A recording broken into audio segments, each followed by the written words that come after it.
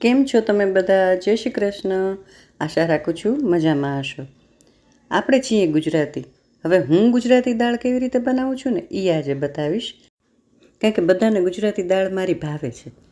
એટલે બધાએ કીધું કે ભાઈ બનાવને એક વખત. આ રીતે કુકરમાં ધોઈ એકદમ સરસ દાળને અને નીચે મૂકી દીધી છે. ઉપર કાંઠો મૂકી અને રાત માટે મેં છોલે પલાળી દીધા છે અને એ બાફી લીધા.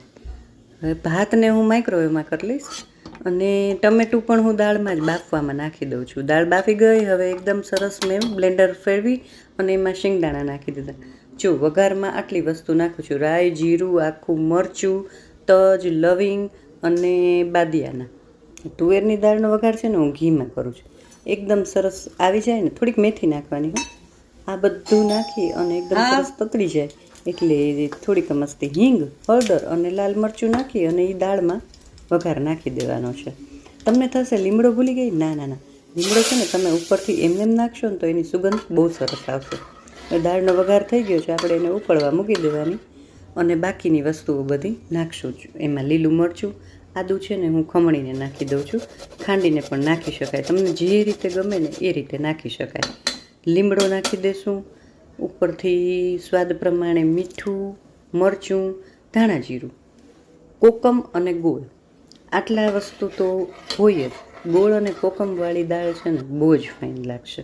એટલે ગળી ખાટી હોય ને, આપણી ગુજરાતી દાળ એટલે થોડીક ગળી ખાટી સરસ મજાની. અને શિંગદાણા નાખશો ને એટલે બહુ સરસ મજાનો ટેસ્ટ આવશે. એકદમ ઉકાળવાની, જેટલી બને એટલી તમે દાળને ઉકાળો ને તો બધા જ ટેસ્ટ એમાં ભળી જશે. હવે થોડી કોથમીર છે ને હું પહેલેથી નાખી દઉં છું, કારણ કે એ ઉકળે ને એટલે એની ફ્લેવર બહુ સરસ લાગે. પાણી નાખી અને આપણને જેટલી જાડી પાતળી દાળ જોતી હોય બસ એ રીતે કરી અને ખૂબ સરસ મજાની ઉકળવા દેવાની. તો બસ આ રીતે હું ગુજરાતી દાળ બનાવું છું. આપણી ગુજરાતી દાળ રેડી છે. એકદમ સરસ ઉકાળીને જમવા કારણે થાળીમાં લેવાની. હવે સાથે મેં કંટોલાનું શાક બનાવ્યું છે. કંટોલાના શાકની રેસીપી ઓલરેડી મેં પહેલાં આપેલી છે એટલે આજે નથી આપી. આજે મેં પરોઠા બનાવ્યા છે રોટલીની જગ્યાએ. તો જો આપણી થાળી પીરસાઈ ગઈ છે. સાથે મેં ઓલો દૂધનો હલવો કીટુમાંથી બનાવેલો હોય ને, હા એ આપણે કર્યો હતો ને હમણાં જ, એ મૂક્યો છે. છાશ હોય અને ભાત. તો કેવી લાગી આજની આપણી લંચની થાળી અને ગુજરાતી દાળની રેસીપી? કમેન્ટ કરીને જરૂર જણાવશો. હજી સુધી મારી ચેનલને સબસ્ક્રાઈબ ના કરી હોય ને તો પ્લીઝ કરી લેજો. ચાલો ત્યારે ફરી મળીએ.